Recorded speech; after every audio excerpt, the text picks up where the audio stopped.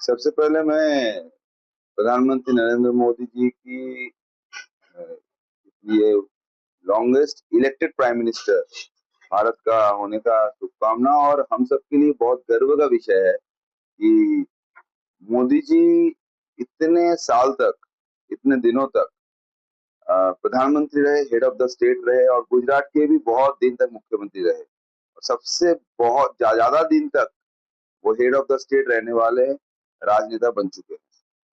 सिर्फ प्रधानमंत्री नहीं, उनके पहले मुख्यमंत्री के रूप में भी पूरा कार्यकाल उनका जो है बहुत लंबा कार्यकाल है। और ये पूरा राजनीतिक कार्यकाल रहने के बावजूद भी बहुत सारे सरकार तो मुख्यमंत्री अपने नेता बदल देते हैं, फिर भी एंटी इनकम में से बच नहीं सकते हैं। लेकिन प्रधानमंत्री नरेंद्र मोदी जी का ये सबसे बड़ा करिश्मा है कि जितना दिन गया है उनका जो पब्लिक के बीच में उनका जो पॉपुलैरिटी है वो दिन का दिन हर रोज बढ़ता रहा। और एक भी दाग उन पे नहीं लगा। ये सबसे बड़ी बात है कि पब्लिक ऑफिस में रहने के बाद भी एक भी दाग नहीं लगना, ये सबसे बड़ी बात है। और ये प्रधानमंत्री नरेंद्र मोदी जी ही कर सकते हैं। और देश को इतनी बड़े गौरवशाली पद पे लेके जाना है और गौरव देश को परम वैभव के रास्ते पे लेके जाने वाले तो प्रधानमंत्री नरेंद्र मोदी जी के लिए संभव है। अच्छा, बीजेपी के पास कैसा जादू है जो प्रधानमंत्री के धूर विरोधी कहे जाने वाले शत्रुघ्न सिन्हा, उसके बाद साइनी घोष जिन्होंने अभिषेक बनर्जी के साथ ज्वाइंट प्रॉपर्टी खरीदा है, और यूसुफ पठान ममता बनर्जी को छोड़कर विरोधी कैंप में जा रहे हैं एनडीए को। एक होता है कि सच में मानना, एक होता है डर के मानना। कुछ भी होना क्या है ना, मुझे नहीं मालूम है। लेकिन इतना मुझे मालूम है कि प्रधानमंत्री नरेंद्र मोदी जी को ये ऐसे व्यक्तित्व है कि जहां पर दो देशों की लड़ाई होती है तो दोनों देश उनका बात सुनता है। रशिया यूक्रेन की लड़ाई होती है तो रशिया में भी वो एक्सेप्टेड है, यूक्रेन में भी एक्सेप्टेड है। इतना वर्ल्ड लीडर आज के दिन में कोई ऐसा नहीं है। और इसके पहले भी कोई नहीं था कि सारे विश्व को नेतृत्व देने वाला एक व्यक्तित्व उनका है। और वो तो बंगाल में जो है वो तो फॉल इन लाइन होने वाला ही था। और ये ममता बनर्जी का जो नेतृत्व है, टीएमसी का जो नेतृत्व था, वो सिर्फ चेयर का नेतृत्व था। और वो सिर्फ एक ममता बनर्जी सिर्फ अपना भतीजा को प्रोटेक्ट करते करते अपना पूरा दल को खत्म कर दिया। इसलिए जिन लोगों को थोड़ा सा भी लगेगा कि हमको अस्तित्व है, वो तो उनको छोड़ेगा ही। और प्रधानमंत्री को सपोर्ट देने के अलावा दूसरा है क्या? भारत का अगर उनको अगर तरक्की करना है देश का, तो एकमात्र विकल्प प्रधानमंत्री है, दूसरा कोई नहीं। भाजपा का विकल्प भाजपा ही है।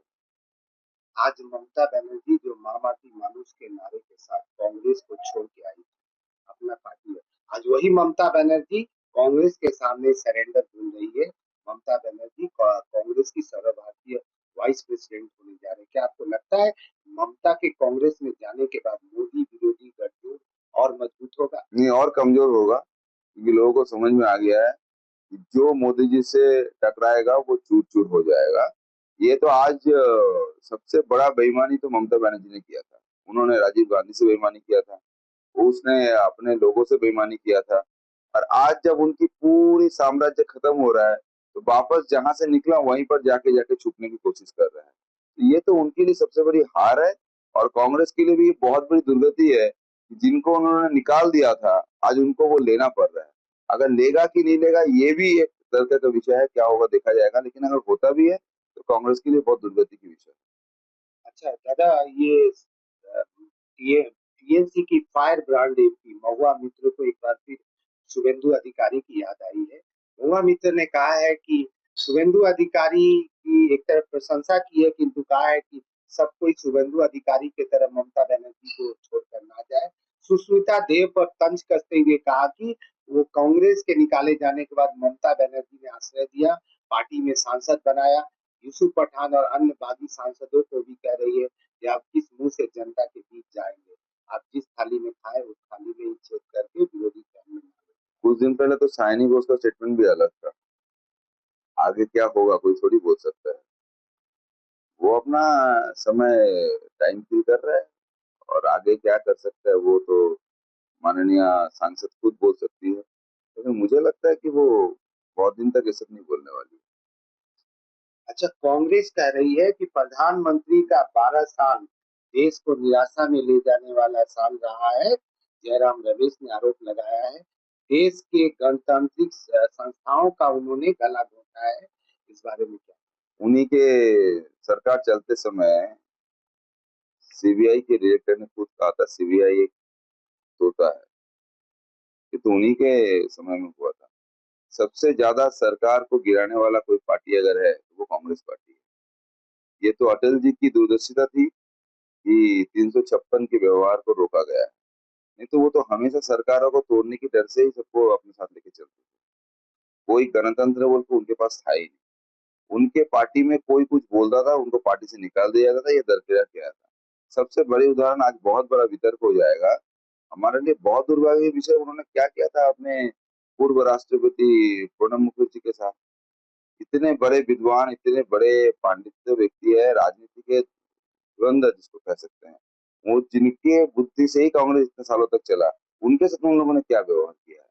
डेमोक्रेसी की बात वो करे ही नहीं, क्योंकि डेमोक्रेसी उनके पार्टी में ना है, ना वो डेमोक्रेसी पूरे सरकार में कहीं पर भी देश में चलाया है।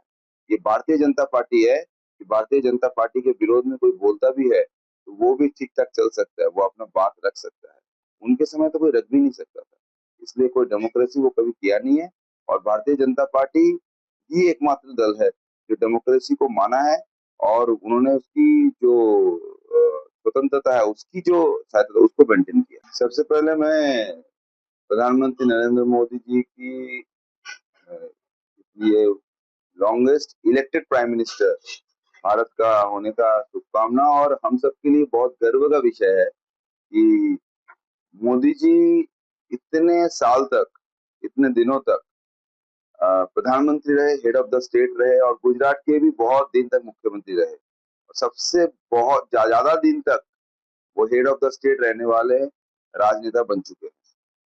सिर्फ प्रधानमंत्री नहीं, उनके पहले मुख्यमंत्री के रूप में भी पूरा कार्यकाल उनका जो है बहुत लंबा कार्यकाल है। और ये पूरा राजनीतिक कार्यकाल रहने के बावजूद भी बहुत सारे सरकार तो मुख्यमंत्री अपने नेता बदल देते हैं, फिर भी एंटी इनकम में से बच नहीं सकते हैं।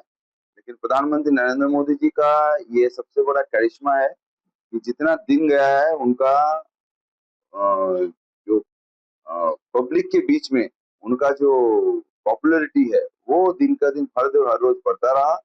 और एक भी दाग उन पे नहीं लगा। ये सबसे बड़ी बात है कि पब्लिक ऑफिस में रहने के बाद भी एक भी दाग नहीं लगना, ये सबसे बड़ी बात है। और ये प्रधानमंत्री नरेंद्र मोदी जी ही कर सकते हैं। और देश को इतनी बड़े गौरवशाली पद पे लेके जाना है, और गौरव देश को परम वैभव के रास्ते पे लेके जाने वाले तो प्रधानमंत्री नरेंद्र मोदी जी के लिए संभव अच्छा, बीजेपी के पास कैसा जादू है जो प्रधानमंत्री के धूर विरोधी कहे जाने वाले शत्रुघ्न सिन्हा, उसके बाद साइनी घोष जिन्होंने अभिषेक बनर्जी के साथ ज्वाइंट प्रॉपर्टी खरीदा है, और यूसुफ पठान ममता बनर्जी को छोड़कर विरोधी कैंप में जा रहे हैं एनडीए को। है। एक होता है कि सच में मानना, एक होता है डर के मानना। कुछ भी होना क्या है ना, मुझे नहीं मालूम है, लेकिन इतना मुझे मालूम है कि प्रधानमंत्री नरेंद्र मोदी जी को ये ऐसे व्यक्तित्व है कि जहां पर दो देशों की लड़ाई होती है तो दोनों देश उनका बात सुनता है। रशिया यूक्रेन की लड़ाई होती है तो रशिया में भी वो एक्सेप्टेड है, यूक्रेन में भी एक्सेप्टेड है। इतना वर्ल्ड लीडर आज के दिन में कोई ऐसा नहीं है, और इसके पहले भी कोई नहीं था कि सारे विश्व को नेतृत्व देने वाला एक व्यक्तित्व उनका है। और वो तो बंगाल में जो है वो तो फॉल इन लाइन होने वाला ही था। और ये ममता बनर्जी का जो नेतृत्व है, टीएमसी का जो नेतृत्व था, वो सिर्फ चेयर का नेतृत्व था। और वो सिर्फ एक ममता बनर्जी सिर्फ अपना भतीजा को प्रोटेक्ट करते करते अपना पूरा दल को खत्म कर दिया। इसलिए जिन लोगों को थोड़ा सा भी लगेगा कि हमको अस्तित्व है, वो तो उनको छोड़ेगा ही। और प्रधानमंत्री को सपोर्ट देने के अलावा दूसरा है क्या भारत का? अगर उनको अगर तरक्की करना है देश का, तो एकमात्र विकल्प प्रधानमंत्री है, दूसरा कोई नहीं। भाजपा का विकल्प भाजपा ही है। आज ममता बनर्जी जो मामाटी मानुष के नारे के साथ कांग्रेस को छोड़ के आई अपना पार्टी है, आज वही ममता बनर्जी कांग्रेस के सामने सरेंडर बोल रही है।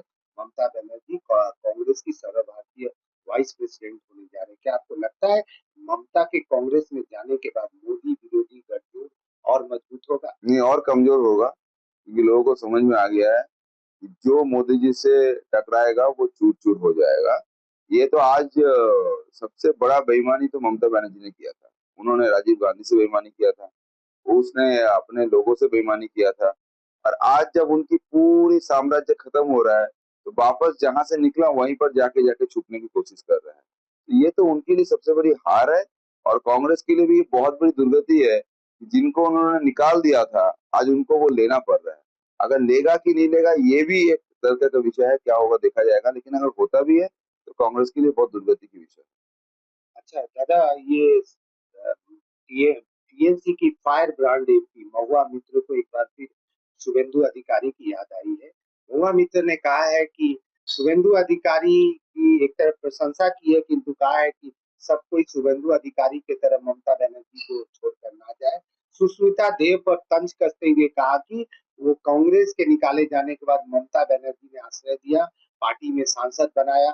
यूसुफ पठान और अन्य बागी सांसदों को भी कह रही है कि आप किस मुंह से जनता के बीच जाएंगे, आप जिस थाली में खाए उस थाली में ही छेद करके विरोधी कैंप में मारे। कुछ दिन पहले तो साइनी घोष का स्टेटमेंट भी अलग था।